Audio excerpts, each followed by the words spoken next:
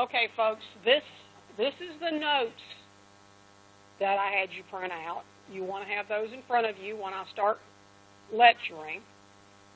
There are going to be some places where you're going to fill in answers, but a lot of it is at the beginning is just definitions, and I'm going to explain the definitions as we go along. The other thing that I told you to print, and I'm going to show you this on the document camera.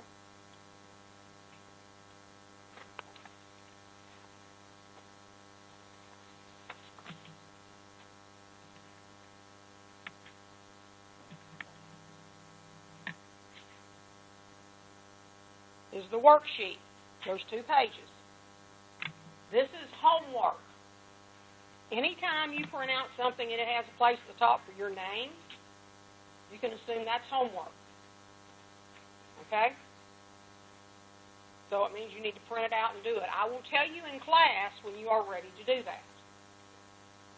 It is cheaper for you to print these out at home if you have access to a printer.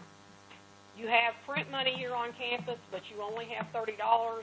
Black and white pages are, I think, 10 cents each. So that's 300 copies. If you're enrolled in a biology class while you're doing this, you're done. So print these out somewhere other than your school account. And only use your school account for things you really need, okay?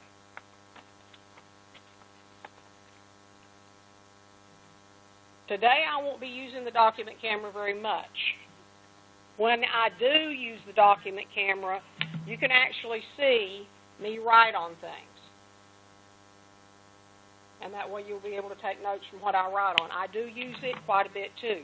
All of that's going to be recorded on the Tegrity recording. And you'll be able to see that, and I'll show you where in D2L to go to see those Tegrity recordings and what they look like.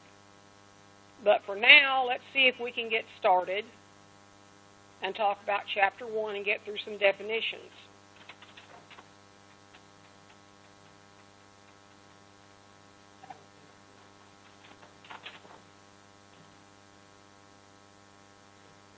Anybody need writing implements? Pencil, pen?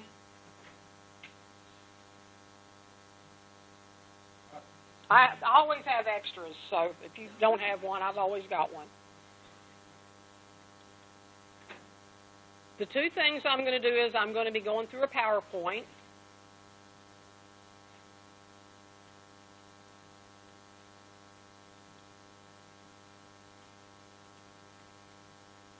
And I don't think that was it, so let me go back to D2L because I loaded the one I'm going to use in D2L.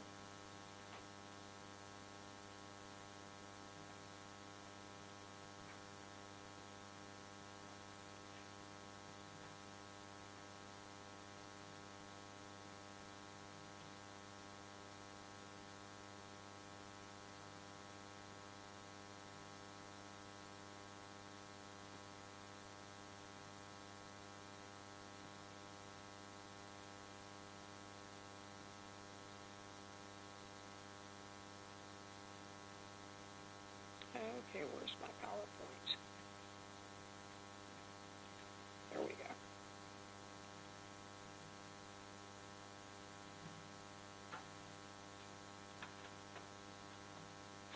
Okay, so we're going to talk about Chapter 1, Intro to Statistics. I'm not going to try to finish all of Chapter 1 today. I will get as much of it done as we can, but I want to show you where you have some other help besides just these PowerPoints and notes. First of all, you have these listed so you can just listen. Data is collections of observations, such as measurements, genders, or survey responses. And statistics is the science of planning studies and experiments, obtaining data, and then organizing, summarizing, presenting, and analyzing, and interpreting, and drawing conclusions about that data.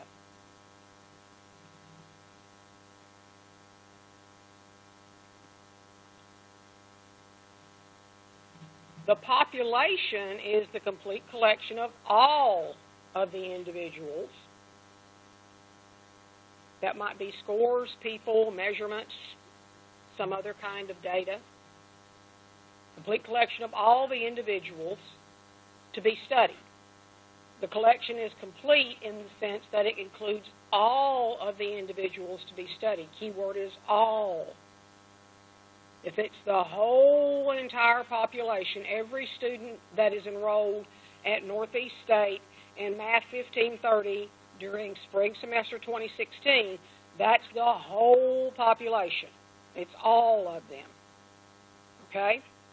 If I were interested in determining something about those people, for example, whether or not they were also taking an English class at the same time, then it would be difficult for me to be able to get that information from all of those students. That would require basically a census. I would have to go to every single one of those students and ask them that question. What I am much more likely to do is to take a sample of those students, which is a sub-collection of the members selected from the population, and that might be, for example, to choose one class from each of my colleagues' classes, and that would comprise a fairly reasonable, somewhat random sample. Then I wouldn't have as many students to get that information from, and I could ask my fellow faculty members to ask that question for me. So I would use the information I collect from that sample of classes to try to make what's called an inference about the population. The key concept here is that the subject of statistics is largely about using sample data to make inferences about an entire population. That's the whole idea.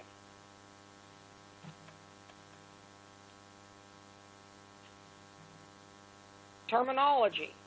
A numerical measurement describing some characteristic of a population is called a parameter.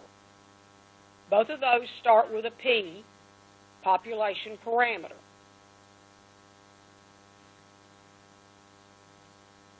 That same numerical measurement describing some characteristic of a sample from that population is called a statistic.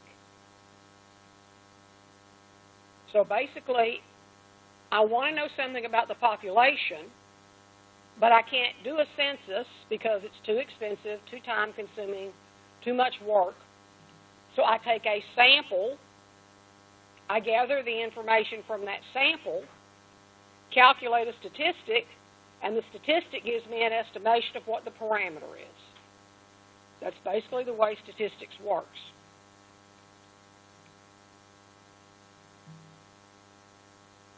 Suppose a farmer wants to learn about the weight of his green bean crop. He randomly sampled 200 plants, and he measured the weight of the green beans on the plant. What's the population? Population. Think carefully. All of. Okay? Do you think he only has 200 plants? So what's the population? All of his green bean plants. Then what's the sample? Those 200 plants that he actually collected data from. Okay? It's important to be able to identify your population and your sample from a given problem. Let's try again.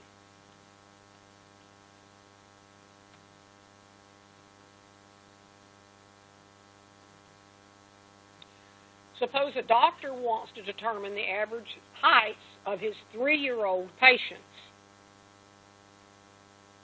He selects 52 of his patients and records their heights.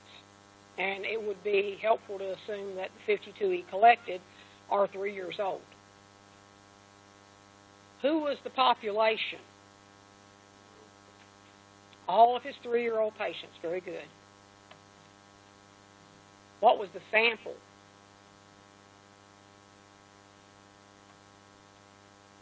The 52 3-year-old patients that were selected. Okay? He wanted to know something about all of his 3-year-olds, but in order to get the information he wanted, he didn't want to go through all the records for all of his 3-year-old patients.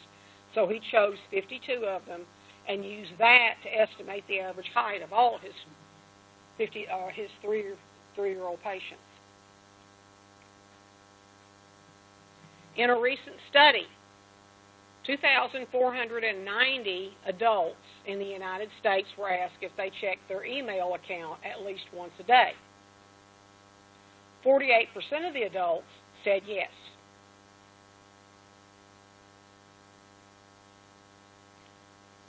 Who is the population of interest?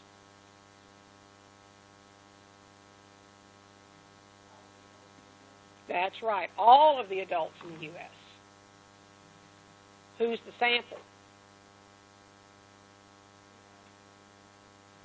Okay.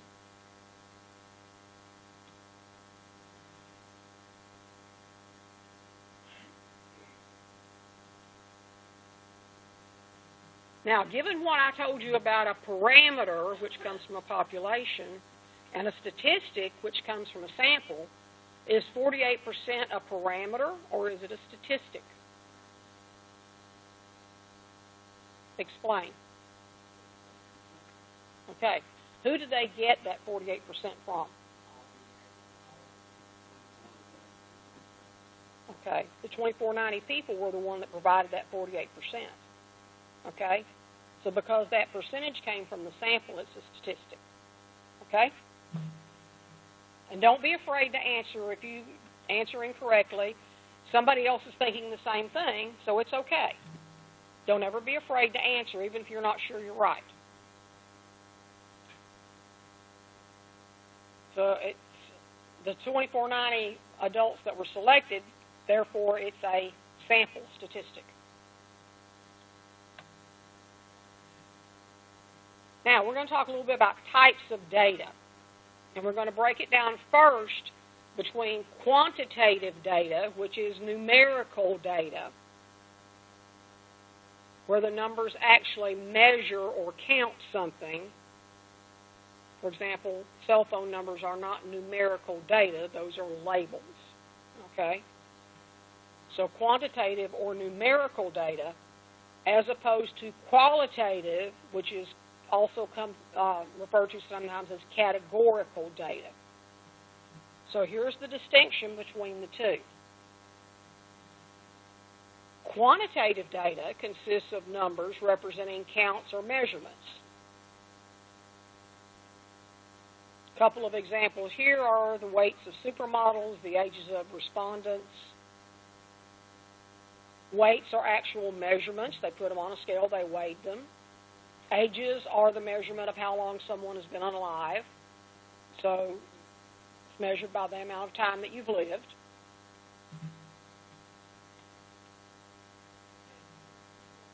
Sure.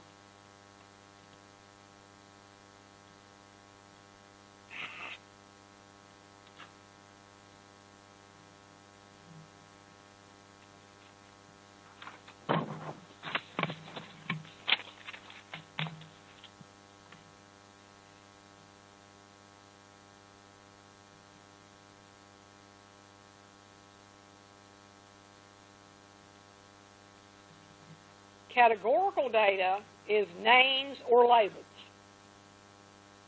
They don't count anything, they don't measure anything, they don't weigh anything. Even though they may be numbers, that doesn't make them numerical data. For example, the genders of athletes, or the shirt numbers on their uniforms, or the number on your house, your driver's license number, your Social Security number. All of those are numbers being used as a label. That's all they're being used for, is a label. They're not actually counting anything or weighing anything or measuring anything. They're just being used just like a name. So let's decide whether these data values are quantitative or categorical. And I'm going to give you a minute to try to put your best guess down there before we answer the questions. and you're welcome to talk to your neighbors. Discuss what you think.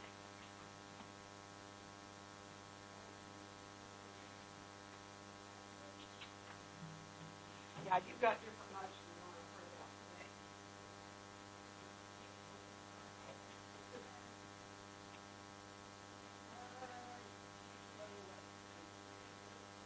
Okay, I can get.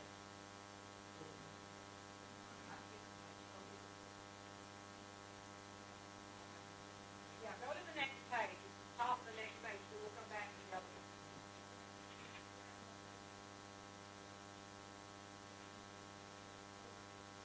Okay, I'll go back to those two. I printed out the wrong set of notes, sorry. Let me pause this for a second and print out the other set of. Okay, so, what did you decide about gender? Is that qualitative or quantitative? Gender? Categorical or qualitative? Sometimes it's hard to distinguish quantitative and qualitative, what I hear you answer. So if you want to call it categorical to make it more distinct, that's fine. But it's categorical or qualitative with an L. Temperature. It's quantitative because it actually is a measurement. Eye color. It's categorical or qualitative. Zip code. Okay, what? You can put them in numerical order, that's true. Some are higher, some are lower, but what does it measure?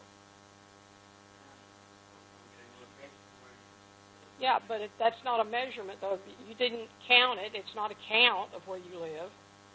It's not a weight of where you live. It's just a label for where you live. The same as, 37690 is Telford, okay? 37616 or 37617 is Bluntville. That's all it tells you. It's just a label for a place. So therefore, it is categorical. Numbers used as labels, so don't be deceived. Average salary of a faculty member at Northeast State. Quantitative because you count money. Okay?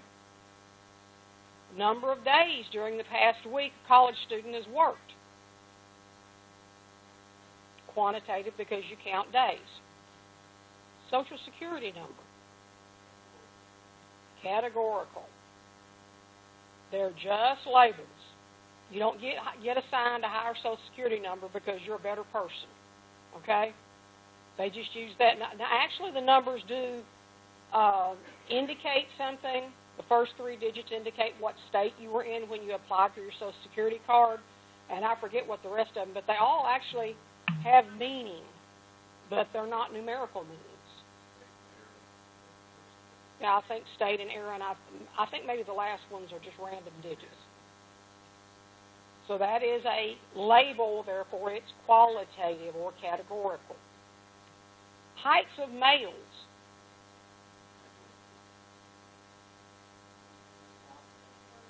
How do you get the height of a male? By measuring it, and if it's a measurement, then it's quantitative. It is numerical. And notice I'm avoiding using the word numbers when I say quantitative, because numbers can be either way. It depends on what the number is being used for. Numbers are really no different from letters. But when you use those numbers to indicate a measurement or a count, they become numerical. The number of times a 2 is observed after rolling a die 15 times. Quantitative, because you're going to count how many times the 2 comes up. We all good on that? Okay.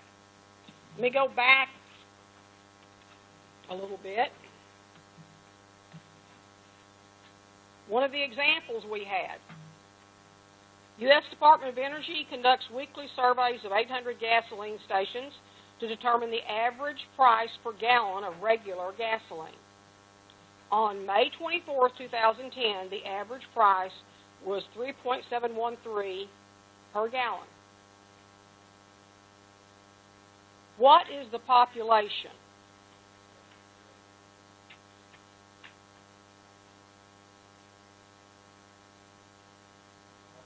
What did you actually gather, or what were you hoping to gather? Every price of gas in the United States, I would assume, right? So the population would be gas prices from all gasoline stations in the U.S.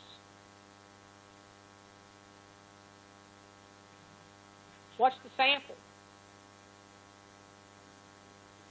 The 800 gas stations that you actually collected gasoline prices from. Okay? So is this number, 3.713, and this is not on your paper, but I'm just asking you, is 3.713 per gallon a parameter, or is it a statistic? It's a statistic because it came from a sample. Very good.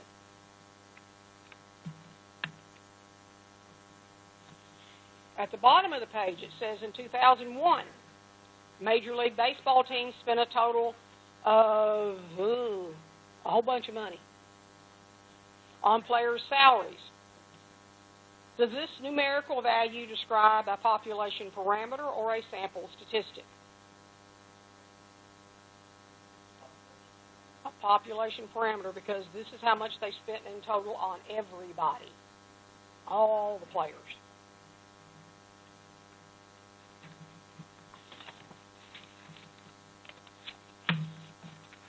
Okay, we did the farmer and the green bean population. Another example. Suppose the severity of side effects experienced by patients while being treated with a new drug is under study. The study involves 1,000 individuals over the age of 24. What is the variable they're interested in? That's right, the severity of the side effects. What kind of variable would that be?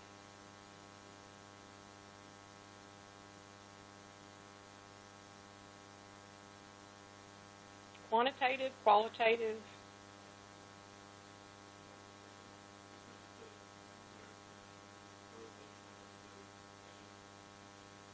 Okay. It has to be some kind of measurement, but without knowing exactly how they were going to make that measurement, it would be hard to say, and there's not a right or wrong answer to that at this point. Okay? We don't have enough information to determine that, and sometimes we don't. I mean, if they were actually doing blood tests and comparing levels of something in someone's blood, or comparing growth or shrinkage of some kind of cancerous cells, then that would be quantitative. But if they're letting the patient say, it makes me nauseous, it makes me a little nauseous, it makes me a lot nauseous, well, that's not quantitative. That's the patient's own perception, and there's no way to really measure that. Okay, so sometimes it's okay to say, I'm not sure what kind of, because I don't know what I know what the variable is, I just don't know how they measured it. What's the sample?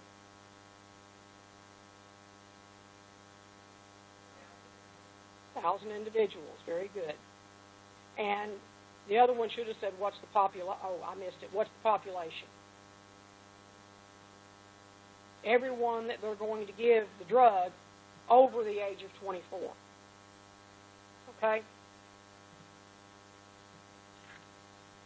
So just scratch that second question. That was just a duplicate.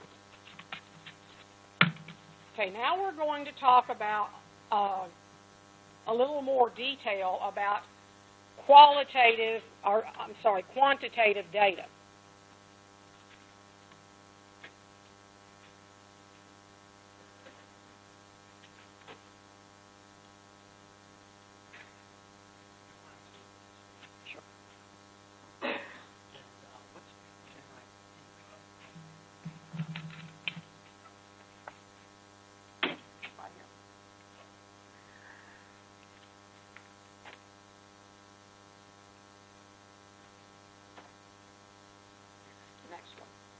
no, that one didn't work right here. Okay. Okay, working with quantitative data. Quantitative data can further be described by distinguishing between discrete and continuous. Now keep in mind, these two terms, discrete and continuous, are only going to refer to actual numerical data, things that measure or count something. And in fact, that's your key to knowing which is which. We're in the middle of the page under the gender and eye color stuff that we just did. Hang on.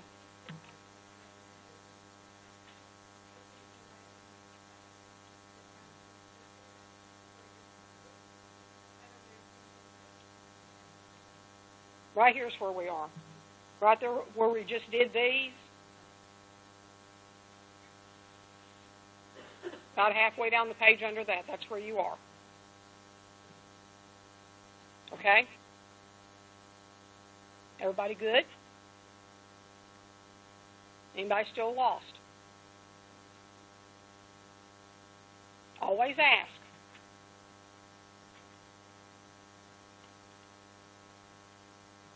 Okay, discrete data is the number of possible values is either what we call a finite number or a countable number. Finite means there is a definite set, but that doesn't mean there's not infinite numbers in that set.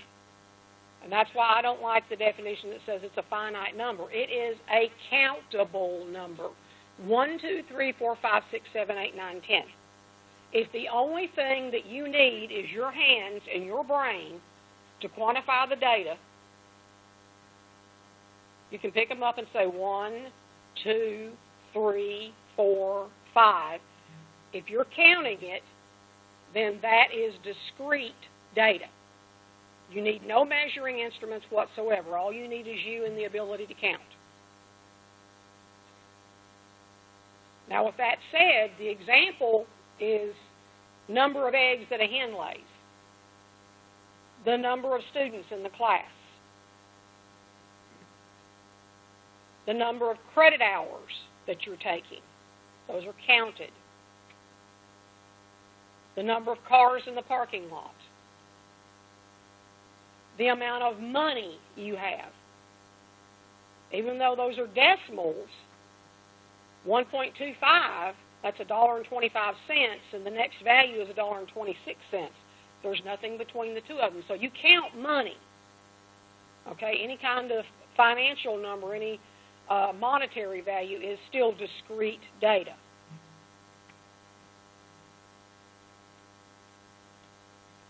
Continuous data is numerical data that results from measurements. Even though it says the result from infinitely many possible values that correspond to some continuous scale without range of values, gaps, interruptions, or jumps, the key idea here is that you have to be measuring this data, not counting it. You have to have a measuring device. They cannot be measured by counting. Measuring devices such as a scale, a ruler, a measuring cup, a yardstick, a tape measure, a thermometer, some kind of measuring instrument is required to collect continuous data.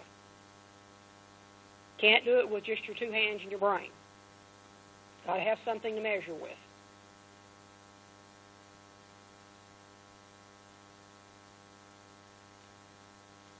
Okay?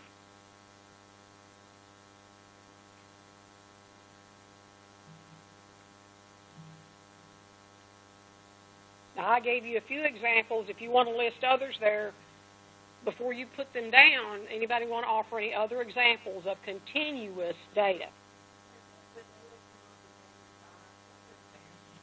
Cannot be measured by counting.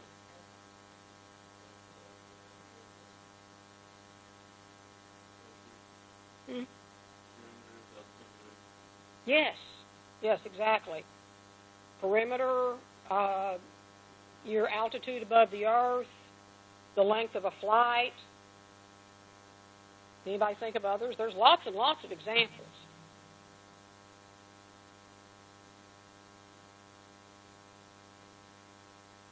For example, we're going to do an experiment later on, and I'm going to bring in a box of Fruit Loops, and we're going to do we'll do M&Ms too, but we're going to do the Fruit Loops first.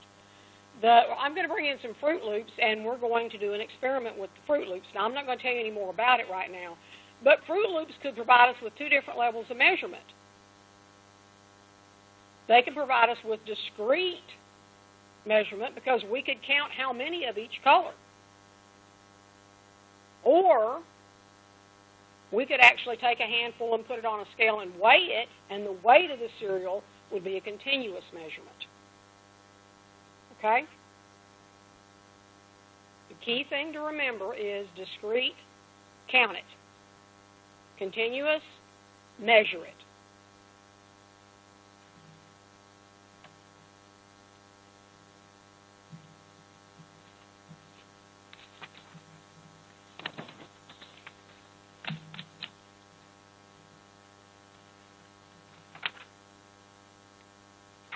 Okay, this is just a quiz. It's not on your notes. Let's just make sure everybody understands.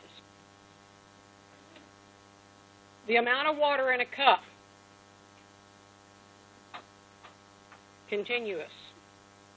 Very good. Number of desks in a middle school classroom. Discrete. You count those. Number of cars in a grocery store parking lot.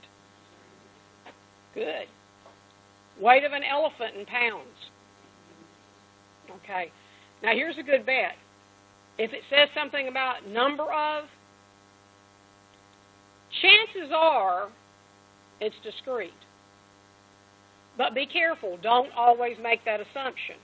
Because if it said number of pounds that athletes weigh, well, you don't count those. You measure those. So always look for those differences. Don't be fooled by the word number. Remember, numbers can be very vague. You have to think about them in context, so be cautious. Now we're going to talk about levels of measurement. This is going to the next page. Another way to classify data is to use the levels of measurement. 4 of those levels are discussed in these slides that I'm going to show you. The first one is called nominal level. Nominal level data are characterized by data that consists of names, labels, or categories only. And the data can't be arranged in any kind of an ordering scheme, such as low to high. And the key here is low to high based on their value, actual value. So an example of that would be survey responses of yes, no, or undecided.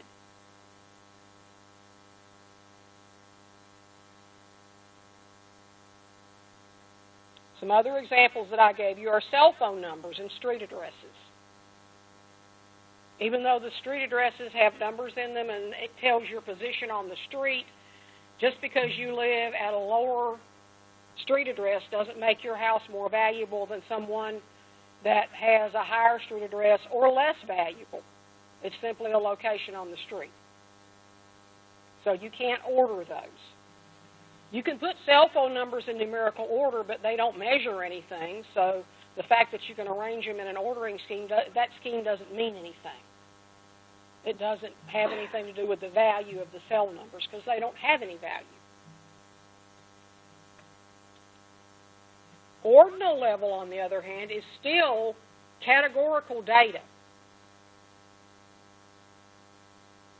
It's the same as nominal level data, except now the data can be arranged in some order, but differences between the data values, because they're not numerical, can't be determined or they're meaningless.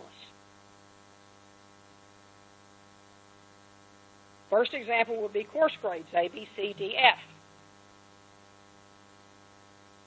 Even if I convert those to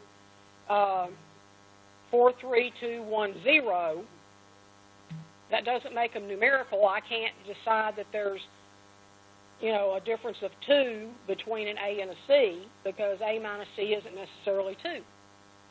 Okay? But I can put them in order because, let's face it, you'd rather have an A than a D, right? So that's the level of desirability. Another example is survey responses. Excellent, good, fair, or poor. Excellent would be the highest, poor is the lowest. The surveys you fill out where it gives you a sentence and you have to say that you either strongly agree, neutral, disagree, strongly disagree. Those come in unexpected value-based order. So that makes those ordinal level data.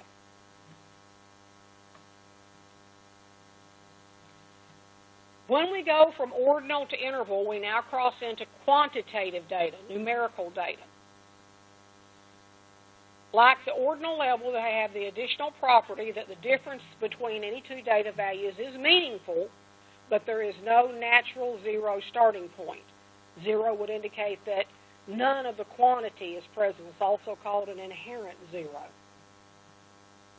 So years like 1000, 2000, 1776, 1492, zero is simply a year. It's the beginning year. Okay? Zero doesn't mean there was no year that year. Since we're in cold weather outside the other night, it was 0 degrees outside. Did that mean there was no temperature? No, it meant it was cold. But it didn't mean there was no temperature. Okay? So 0 in the interval level doesn't mean none. It's just a measurement. And that's why you can't use it to describe ratios. And that is the next data level. Ratio level data is interval level data with the additional property that there is also a natural zero starting point.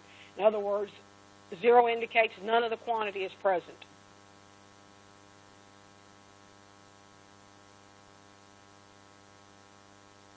For values at this level, differences and ratios are both meaningful in context of the problem.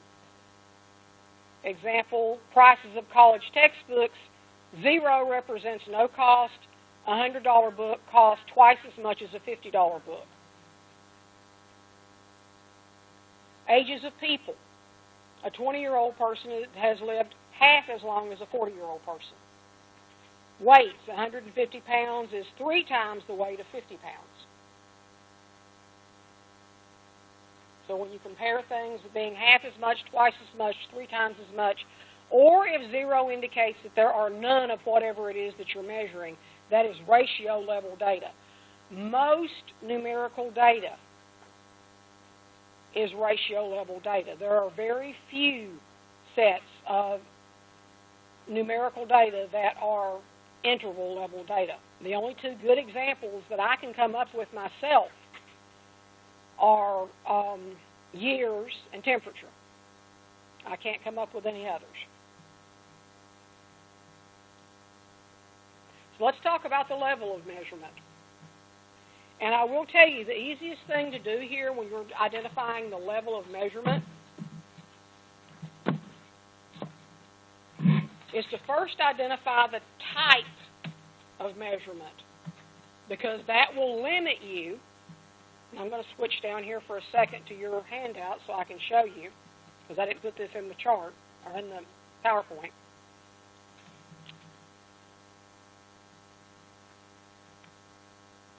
Qualitative data or categorical data only have these 2 levels.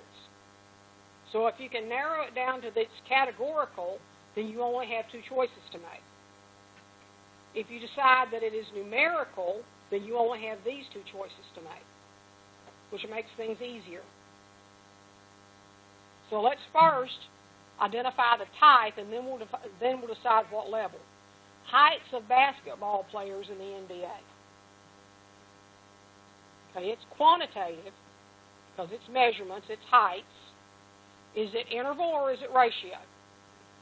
It is ratio. Morning temperatures at the Tri-Cities Airport. It's quantitative. Is it interval or is it ratio? It is interval. Zip codes. Categorical. Nominal or ordinal? Nominal. Very good. Distances traveled by students over Labor Day weekend. Quantitative. Okay. Which of the two levels? What does zero mean? Yeah. Okay, yes, it's ratio. Because none means they didn't travel, they stayed home. Okay, actual contents in ounces of chips in a bag of baked Lay's labeled 10 ounces. Is it categorical or numerical? Numerical because it's talking about weights. You measure those chips in weights, not count. Is it interval or is it ratio? Ratio because zero means that there weren't any chips in there. So the bag weighed nothing. Very true. I agree. Ratings of above average, average, or below average for new movies. Is it quantitative or is it categorical? Why is it not quantitative?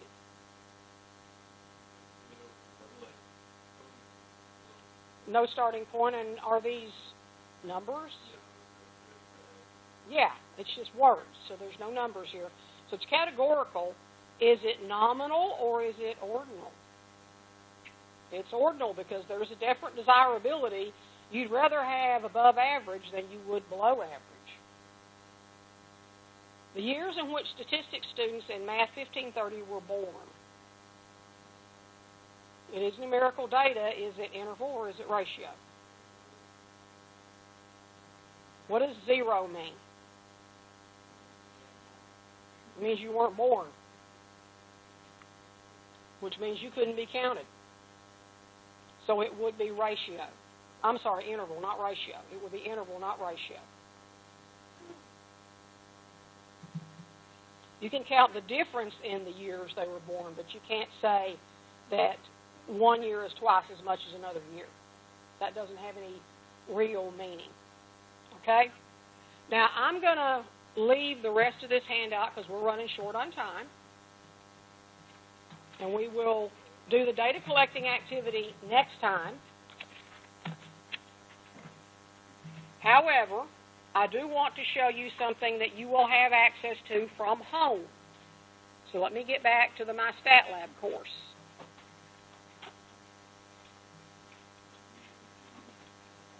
Because I want to show you a little bit about the homework.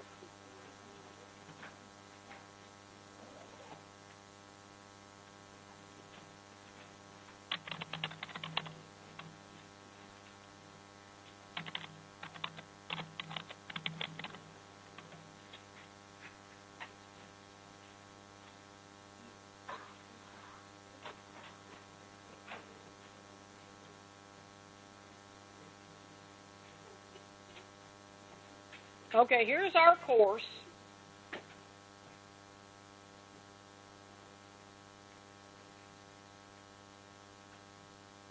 If it ever loads. There we go. There's some things here that you can't see that I can see. What I want you to do is click on the word assignments.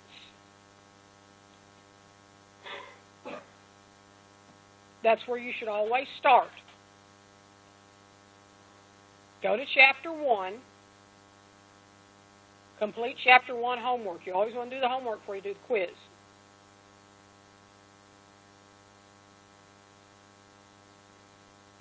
If you click on the questions,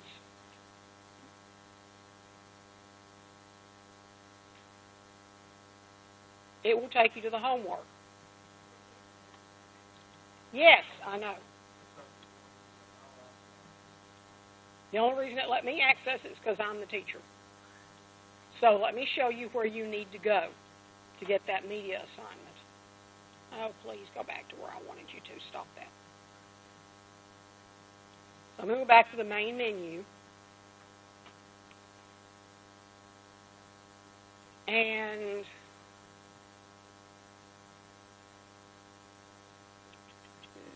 where is it?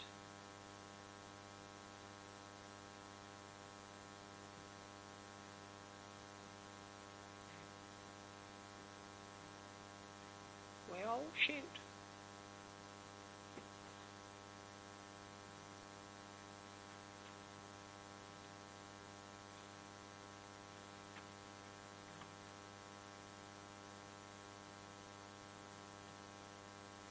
Okay, you get this prerequisite warning.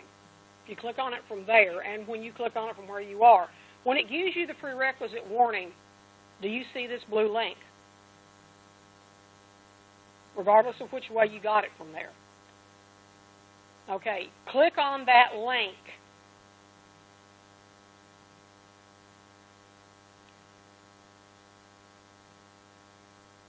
You have to actually watch the videos. Okay?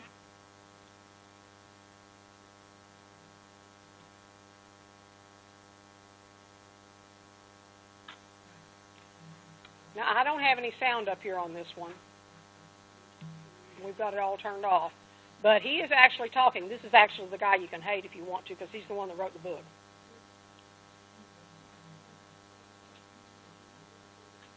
Yeah, this video is long. What I want you to do is to actually watch this video, though.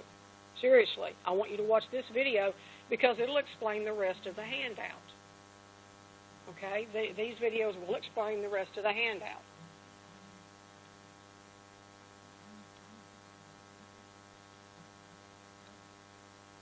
Let's see if I can get back to the... Now, once you've clicked on it, it gave you 1 point. It's not going to let you start the homework until you click on every one of these.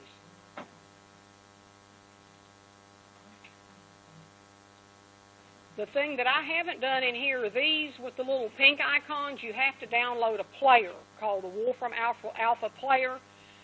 If you'll let it run a browser checkup on your computer at home, it will prompt you to install that player. If you still have problems with it, then send me an email and let me know, and I will send you instructions on how to download that player.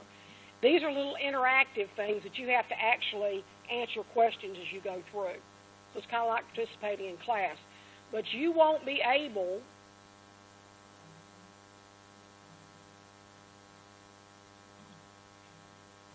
be quiet, Mario. You won't be able to actually do the homework until you've clicked on all of these links. And some of these are a good review and others of them are not. The ones you want to be sure and watch before next class period are collecting sample data and statistical studies. Because that's where a lot of this stuff on this handout will become clearer to you. We'll go over the rest of the handout next time so that I can be sure that you got it all filled in correctly. But that is what the prerequisite is for, is those right there. And I will go ahead and make up a sheet like I did for how to submit through the Dropbox on D2L. I'll make up a screenshot on how to install the Wolfram Alpha Player by tomorrow. Okay? If you want to text me an alternate email address, I will email you the form that you need if you need it tonight. Okay? So we're all good, right? Okay, we're going to close all the tabs. We're going to